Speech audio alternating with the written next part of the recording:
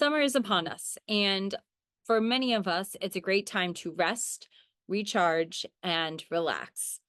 And if we are in school, kind of put aside some of those books and just enjoy what we have time with friends, family, traveling, whatever you may do.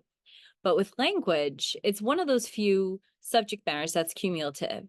And if you don't use it, you lose it. So, in addition to obviously the best course of treatment would be to go abroad and study and live in another country. But if that's not an option this summer, then this video is definitely for you because it'll provide some feedback on how to review for language class, particularly Spanish, as that's my specialty, in the next few months. So, the first is using online tools such as Spanish Dictionary, Conjuguemos. These are really great websites that offer not only conjugation drills, but also worksheets, games, where you can play with vocabulary, grammar at pretty much every level, including advanced. I generally populate a list of these websites because not only do they have the activities, but they have the notes for everything. And you can even click to hear the pronunciation from Spain or LATAM, Latin America, which is great. And they have notes on all regular, irregular verbs. They have activities from easiest to toughest. It's a great website. So I always list the tenses and the grammar points and of course vocab that I want my students to have mastered before summer, but definitely by the end of summer when they're going to the next level. Another website that's great for this, particularly vocabulary, but could be used for grammar, is Quizlet. And there are a lot of lists out there that are generated from teachers and students according to themes from certain textbooks.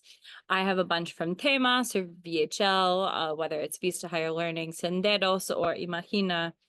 And studying those is a really good, it's a really good tool for studying them and playing little games.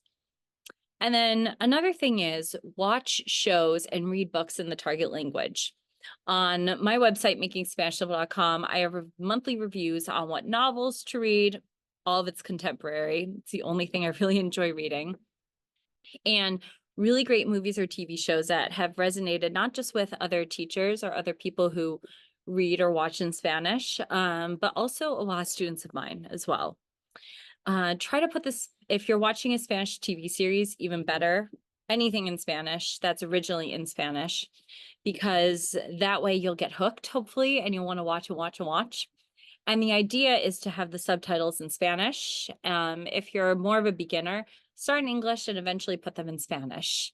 And that way you are not only improving your auditory skills, but also your reading skills as well.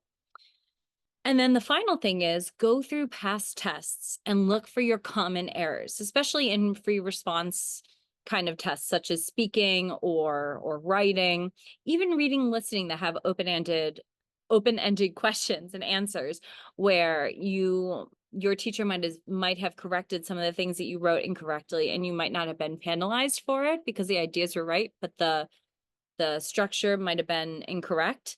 Make a Google Doc. What are the errors that you're making? For example, a lot of my students in AP say el tópico.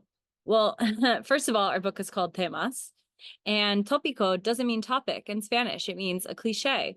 So I have them right. El tópico means cliche. El tema is topic or theme. So making a Google Doc and then updating it every time that you have a Spanish test in the next year of your study and the next year and the next year, so that you are reducing the amount of errors and not making the same mistakes. And there you have it. Those are just a few ideas on how to get by the summer, how to review your Spanish, improve it, so that when you start at whatever time of the year you start, August, September, whatnot, you have a solid foundation and you're starting the year off right. Because putting the time into your Spanish now, or whatever language you may be taking, think of it as an investment. You might have done well in Spanish 4, but you're investing that time and energy so that you don't have to invest all that time in AP, especially in a class that might not have the time to teach or go over grammar. So there you have it. And by the way, if you haven't subscribed to MakingSpanishSimple.com, do so today, because I have monthly recommendations on what to read and watch in the target language. So go check it out at MakingSpanishSimple.com today, and happy reviewing.